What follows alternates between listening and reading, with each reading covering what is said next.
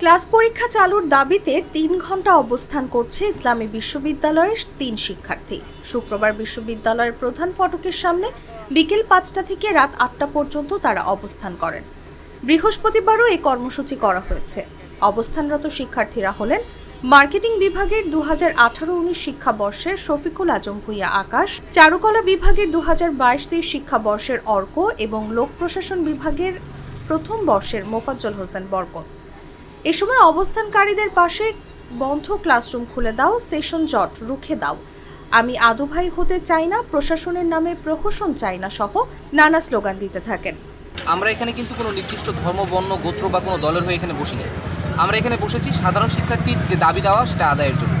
তো আমি প্রত্যেকটা শিক্ষার্থীকে বলবো, যারা আমাদের সাথে যুক্ত হচ্ছেন এবং যুক্ত হতে চাচ্ছেন বা যারা চান যে আপনাদের দাবিগুলো পূরণ হোক, তারা আপনারা বিভিন্ন ধর্ম, বর্ণ, গোত্র, দল এসবের যে ব্যানারগুলো এগুলো আপনাদের বাসায় রেখে তারপর আমাদের এখানে আসবেন আপনার দাবি আদায়ের জন্য, আমাদের দাবি আদায়ের জন্য।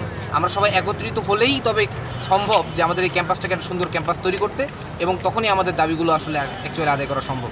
যদি আমরা ব্যানারে বিভক্ত হয়ে যাই তাহলে ওই যে ডমিনেন্স আমাদের মধ্যে আসতেই থাকবে, ডিভাইড অ্যান্ড রুল আমাদের মধ্যে চলতেই থাকবে। যদি আপনারা তা না চান তাহলে এসব কিছু ছেড়ে ছুড়ে রেখে এসে একটা সাধারণ শিক্ষার্থীর ব্যানারে আমাদের সাথে যোগ দিন।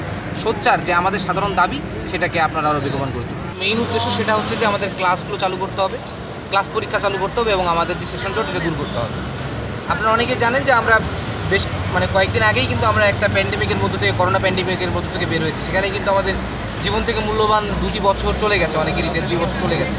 এরপরে বাংলাদেশকে ভাঙা গড়া নিয়ে একটা বেশ কিছু সময় গেল, আমরা আবার নতুন করে স্বাধীনতা পেলাম এবং এর সাথে কিন্তু অনেক দিন সময় অতিবাহিত হয়ে যাচ্ছে।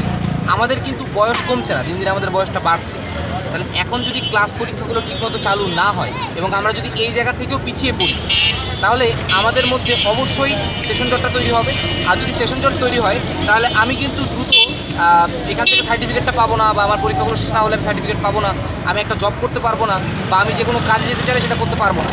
তো যখন আমি সেটা পারবো না তখন আমি পিছিয়ে পড়বো, আমার পরিবার পিছিয়ে পড়বে, পুরো দেশ পিছিয়ে পড়বে।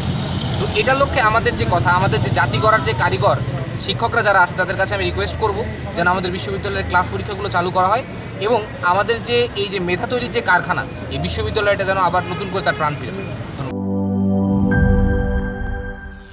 করিম চাচা, আপনার প্রিয় মানুষদের কখনো বিপদে ফেলতে চাইবেন না স্যার। তাহলে আমাদের বিপদে রাখা কি ঠিক হচ্ছে? এজন্যই বিজলি কেবলস সবচেয়ে ভালো ও নিরাপদ। ফ্লেম রিটার্ডেন্ট পিভিসি দিয়ে তৈরি বিজলি কেবলস, নিরাপদ আজীবন।